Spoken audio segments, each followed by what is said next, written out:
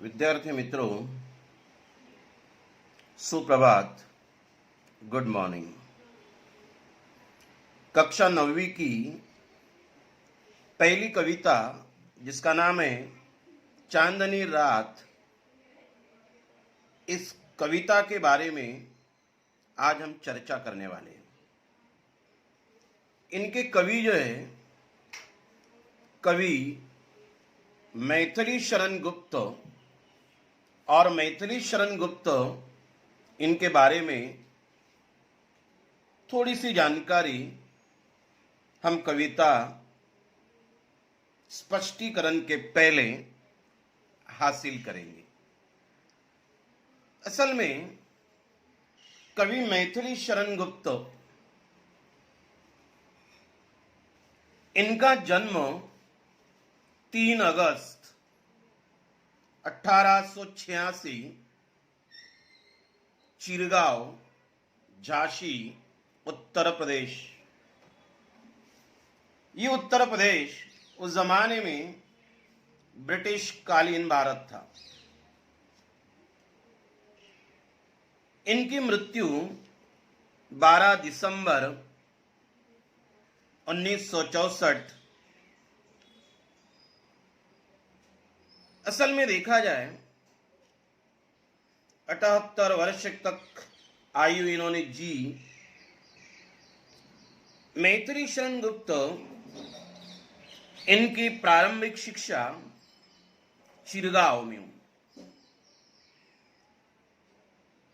इनकी मिडिल की शिक्षा जो है, पढ़ाई जो है,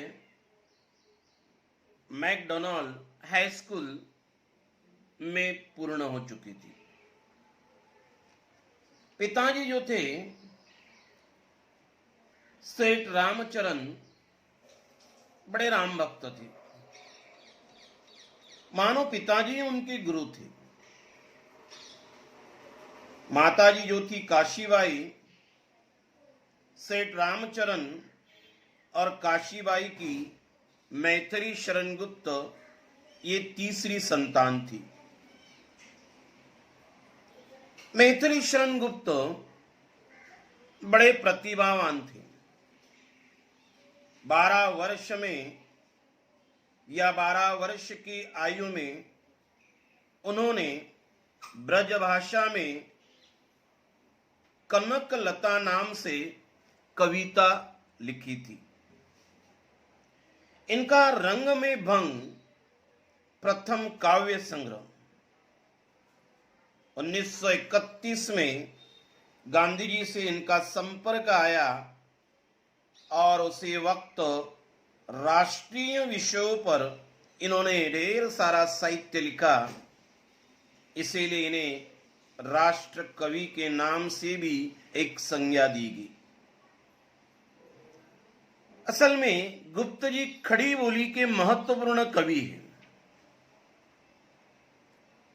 इनकी रचनाओं में मानवीय संवेदनाओं, विशेषता, नारी के प्रति करुणा की भावना बड़ी ओतप्रोत दिखाई देती है। जो ऐतिहासिक पात्र है, इन ऐतिहासिक पात्र को न्याय देने का कार्य मैथिली शरण गुप्त ने किया है। फिर साकेत इनका महाकाव्य, यशोधरा, जयेंद्रवध, पंचवटी, भारत भारती ये उनके खंड काव्य। रंग में भंग, राजा प्रजा ये उनके नाटक भी हैं। असल में बच्चों, मैथिली शरण गुप्त इन्होंने इस काव्य से मानव जीवन की किसी एक घटना की प्रधानता, प्रासंगिक कथाओं को इसमें स्थान नहीं मिलता, क्योंकि ये खंड काव्य है और खंड काव्य की एक विशेषता है। और यह खंड काव्य पंचवटी असल में चांदनी रात प्रासंगिक पंचवटी इस खंड काव्य से लिया गया। प्रस्तुत अंश जो है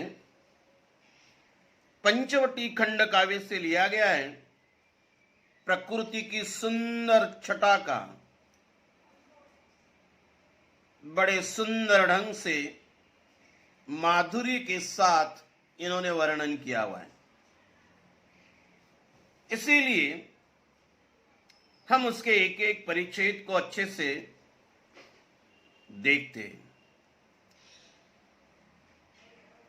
चारों चंद्र की चंचल किरणें, कवि कहते हैं चारों चंद्र की चंचल किरणें खेल रही हैं जल थल में,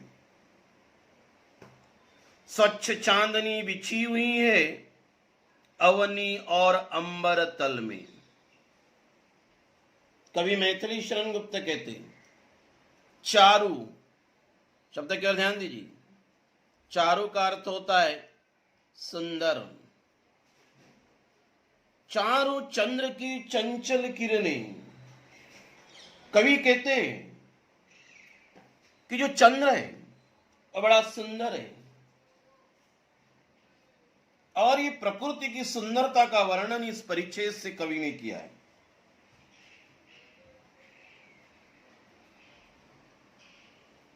खेल रही जल थल में, खेल रही जल थल में, जल पानी, थल जमीन। खेल रही जल थल में स्वच्छ निर्मल पवित्र चांदनी बिछी हुई अवनी अंबर तल में। अवनी, अवनी ने धरती, पृथ्वी, अंबर आकाश, आकाश जिसे हम गगन भी कहते हैं। कवि क्या कहते हैं, परिच्छेद का स्पष्टीकरण हम देखेंगे। कवि कहते हैं कि प्रकृति की सुंदरता का वर्णन इस चार पंक्तियों का मकसद है। रात का समय है, चांदनी रात। रात का ही मतलब अर्थ होता है निशा, रजनी। रात का समय है, सुंदर ऐसे चंद्र की, चांद की, चांद, चंद्र, दधिसुत, चंद्रमा। रात के समय चांद की चंचल किरणें, जो एक जगह न रुकने वाली, चंचल, इस चंद्र की सुंदर ऐसी चंचल किरणें क्या कर रही है, खेल रही जल थल में। रात के समय ये चांद की चंचल किरणें जो है वो कहां खेल रही है, जल थल में खेलती हुई हमें प्रतीत हो रही है। रात का वक्त है, रात के समय में चंद्र के ऐसी सुंदर किरणें मानो पृथ्वी पर पड़ रही है। थल जमीन, जल यानी पानी में उसका प्रतिबिंब दिखाई दे रहा है और ये प्रतिबिंब ऐसा प्रतीत हो रहा है कि ये सुंदर नजारा चंद्र की चंचल किरणों का। स्वच्छ चांदनी बिछी हुई अवनी और अंबर तल में, पृथ्वी और आकाश में। अवनी पृथ्वी, अंबर यानी आकाश, गगन। पृथ्वी और आकाश में चारों ओर चांदनी फैली हुई है। पृथ्वी और आकाश में चारों ओर क्या है, चांदनी फैल चुकी है, ऐसा प्रतीत होता है। रात के वक्त आकाश में चंद्रमा निकल चुका है, उसकी किरणें जो है पृथ्वी पर पड़ चुकी हैं। आकाश की ओर नजर डालिए, दृष्टि डालिए तो आकाश में वह सुंदर ऐसी चंचल किरणें दिखाई दे रही है। इसीलिए कवि कहते हैं कि इस पद्य के माध्यम से प्रकृति की जो सुंदर वर्णन इन्होंने, प्रकृति का सुंदर वर्णन इन्होंने इस पंक्तियों के माध्यम से व्यक्त किया हुआ है। ये प्राकृतिक घटक है। आकाश, रात, चंद्रमा, उसकी किरणें, जल यानी पानी, थल यानी जमीन, अवनी यानी धरती, पृथ्वी, जननी, भू, अंबर यानी आकाश, इन घटकों के माध्यम से प्रकृति का सुंदर वर्णन इस परिच्छेद से कवि ने व्यक्त किया हुआ है कि आकाश में चंद्रमा निकल चुका है, उसकी चंचल किरणें जो है जल और थल पर हमें प्रतीत हो रही है। आकाश में स्वच्छ ऐसी चांदनी बिछी हुई है और वह चांदनी का मतलब प्रकाश है, वह पृथ्वी पर, धरती पर और आकाश में वह चमचमाते तारे, ये सुंदर नजारा मानो उस प्राकृतिक सुंदरता के रात का वर्णन इस परिच्छेद में कवि ने व्यक्त किया हुआ है। अगला परिच्छेद कवि हम देखते हैं। कवि कहते हैं, पुलक प्रकट करती है धरती, हरित तृणों की नोकों से मानो झूम रहे तरु भी मंद पवन के झोंकों से। कवि कहते पुलक, पुलक का मतलब होता है खुशी, प्रकट करना, बताना। धरती, अभी हमने देखा था पृथ्वी, हरित तृण, हरित यानी हरे, हरित का मतलब होता है हरे, तृण, तृण का मतलब होता है घास, घास के जो नोक होते ऊपरी हिस्सा, मानो झूम रहे तरु भी, तरु का मतलब होता है वृक्ष, वृक्ष का होता है पेड़, मंद पवन के झोंकों से, मंद यानी हल्के, पवन का मतलब होता है हवा, वायु, समीर। कवि क्या कहते इस परिच्छेद से, पुलक प्रकट करती है धरती, हरित तृणों की नोकों से मानो झूम रहे तरु भी मंद पवन के झोंकों से। प्रकृति का दूसरा वर्णन जो है दूसरे परिच्छेद में कवि ने व्यक्त किया। जो हरी घास है अपनी पुलक प्रकट करती है धरती, धरती जो है पृथ्वी है अपनी खुशी को क्या कर रही है, प्रकट कर रही है। कैसे प्रकट कर रही है, जब हमारे अंदर कहीं खुशी होती है तो हमारे शरीर के हाव भाव से, व्यवहार से हम खुशी को प्रकट करते हैं। उसी तरह से ये धरती जो हमारी, ये धरती अपनी खुशी को, अपनी पुलक यानी खुशी को प्रकट करती है। कैसे प्रकट करिए, हरित तृणों की नोकों से। जो हरी घास है, तृण यानी घास, मतलब हरी हरी घास के नोकों से धरती जो है अपनी खुशियों का इजहार कर रही है, अपनी खुशी को प्रकट कर रही है। हल्की हवा का झोंका आता होगा, मंद पवन, हल्की हवा का झोंका आता है तो हल्की हवा का झोंका आने के कारण पृथ्वी पर होने वाली जो हरी घास है, ये हरी घास क्या कर रही है, हिल रही है। ये हरी घास का हिलना मानो अपनी धरती की खुशी को जाहिर करना है, अपनी खुशी का इजहार करना है। इस हरी घास के साथ साथ मानो झूम रहे तरु भी, तरु वृक्ष पेड़, ये जो पेड़ है वो भी मानो क्या, हल्की हवा के झोंकों के साथ अपनी डालियों को क्या कर रहे, हिला रहे। मंद पवन, हल्के हवा के झोंकों से पृथ्वी पर क्या परिवर्तन हो रहा है, क्या परिवर्तन हो रहा है, जब हवा का झोंका आता है तो ये धरती जो है अपनी खुशी को प्रकट करती है। किसके माध्यम से, हरित तृणों की नोकों से।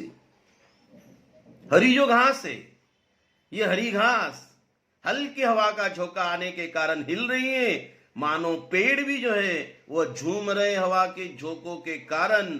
ऐसा ये परिवर्तन देखकर लग रहा है कि अपनी जो धरती है, पृथ्वी जो है अपनी खुशी को क्या कर रही है, प्रकट कर रही है।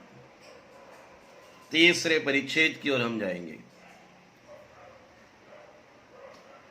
क्या ही स्वच्छ चांदनी है यह, कवि कहते, क्या ही स्वच्छ चांदनी है यह, है क्या ही निस्तब्ध निशा, है स्वच्छंद सुमंद गंध वह, निरानंद है कौन दिशा। कवि क्या कहते, क्या ही स्वच्छ, स्वच्छ यानी निर्मल, पवित्र, चांदनी है यह, क्या ही निस्तब्ध निशा, निस्तब्ध यानी शांत, निशा, निशा का मतलब होता है रात, रात का मतलब होता है रजनी, है स्वच्छंद, स्वच्छंद यानी क्या, स्वतंत्र, सुमंद गंध वह, सुमंद यानी मंद हल्की, गंध वही खुशबू, वह निरांद है कौन दिशा। कवि क्या कहते कि क्या ही स्वच्छ चांदनी है यह, क्या ही निस्तब्ध निशा, है स्वच्छंद सुमंद गंध वह, निरानंद है कौन दिशा। कवि कहते कि चारों ओर स्वच्छ चांदनी बिखरी हुई है, क्या ही स्वच्छ चांदनी है यह, चारों ओर, सभी ओर ये जो स्वच्छ चांदनी है वो क्या हो चुकी है, बिखर चुकी है। ऐसा लग रहा है कि जैसे रात थम सी गई है क्या ही निस्तब्ध निशा, निस्तब्ध यानी शांत, निस्तब्ध का मतलब क्या होता है, शांत, निशा यानी रात। ऐसा लग रहा है, कैसा लग रहा है कि मानो ये निशा यानी रात, निस्तब्ध यानी शांत, मानो थम सी गई है, रुक सी गई है स्वच्छंद सुमंद गंध वह, है स्वच्छंद स्वतंत्र, मनमोहक सुगंध, सुमंद यानी वो मंद ऐसी गंध, सुगंध क्या वातावरण में फैली हुई है। स्वच्छंद सुमंद गंध वह, मनमोहक ऐसी जो गंध है, सुगंध है, वह वातावरण में स्वच्छंद यानी स्वतंत्र रूप से चारों ओर फैल चुकी है। निरानंद है कौन दिशा, हर तरफ निरानंद है, ऐसी कौन सी दिशा है। बच्चों में वो प्रश्न कर रहे हैं, ऐसी कौन सी दिशा नहीं है जिस दिशाओं में आनंद का भाव दिखाई नहीं देता है। ऐसी कौन सी भी दिशा नहीं है जो आनंद रहित न होगी, मतलब आनंद ही आनंद है। कवि ने वर्णन किया हुआ है, क्या वर्णन करते, पुनः मैं बताना चाहता हूं, क्या ही स्वच्छंद चांदनी है यह, चारों तरफ स्वच्छ चांदनी बिछी हुई, बिखरी हुई, फैली हुई, क्या ही स्वच्छ चांदनी, चारों तरफ बिखरी हुई है स्वच्छ चांदनी, क्या ही निस्तब्ध निशा, जो रात है ऐसा लग रहा है कि शांत एकांत ऐसी वो रात, मानो ऐसा लग रहा है कि रात जो है वह निस्तब्ध शांत मानो थम सी गई हुई है। स्वच्छंद सुमंद गंध वह, उस रात में स्वच्छंद यानी स्वतंत्र ऐसे वातावरण में फैली हुई वह सुगंध, मनमोहक सुगंध वातावरण में फैली हुई है। ऐसे इस वातावरण में फैली हुई सुगंध, मनमोहक सुगंध, निरानंद है कौन दिशा, हर तरफ आनंद ही आनंद है। ऐसी कौन सी दिशा नहीं है कि उस दिशाओं में आनंद ही आनंद नहीं है। चारों तरफ आनंद ही आनंद फैल चुका है। अगले परिच्छेद की ओर हम जाते हैं। बंद नहीं अब भी चलते नीति नटी के कार्यकलाप। कवि कहते हैं बंद नहीं अब भी चलते नियति नटी के कार्यकलाप, पर कितने एकांत भाव से, कितने शांत और चुपचाप। बंद नहीं अब भी चलते, अभी भी चल रहे नियति नटी के। नटी का अर्थ क्या होता है? नटी का अर्थ होता है नर्तकी।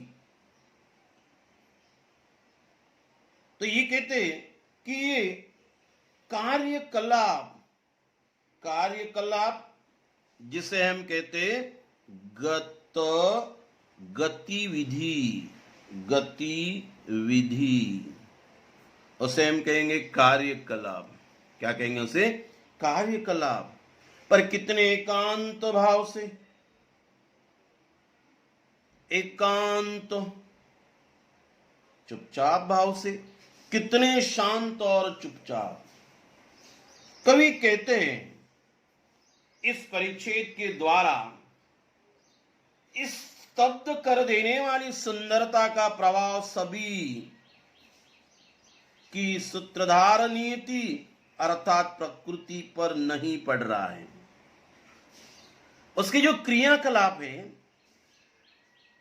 उस क्रियाकलाप एकांत भाव से चुपचाप जारी है। बंद नहीं अभी भी चल रहे। ये जो है हर तरफ होने वाला आनंद ही आनंद, इस स्तब्ध कर देने वाली सुंदरता का प्रभाव,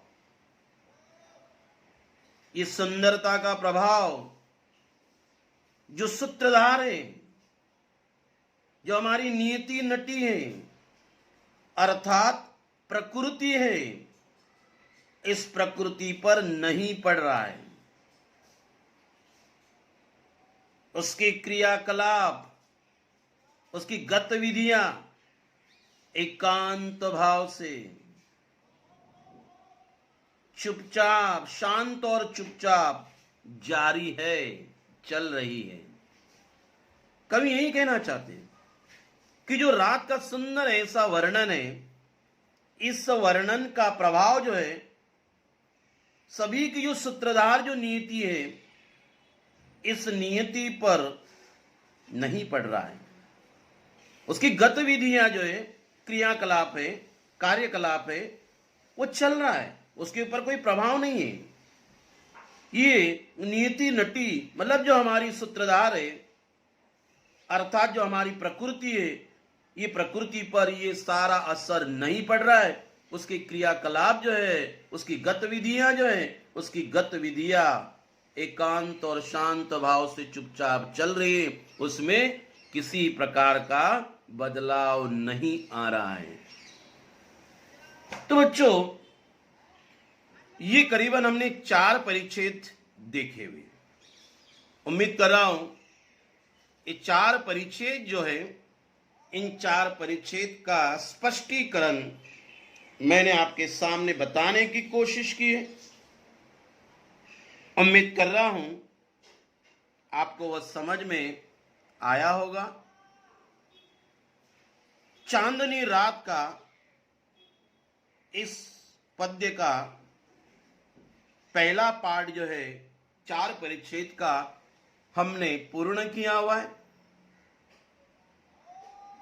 अगला जो हिस्सा है वह अगला हिस्सा मैथिली शरण द्वारा लिखी चांदनी रात इस कविता का दूसरा हिस्सा जो है वह सेकंड पार्ट में हम देखेंगे। उसका स्पष्टीकरण दूसरे हिस्से में मैं आपको दूंगा। धन्यवाद।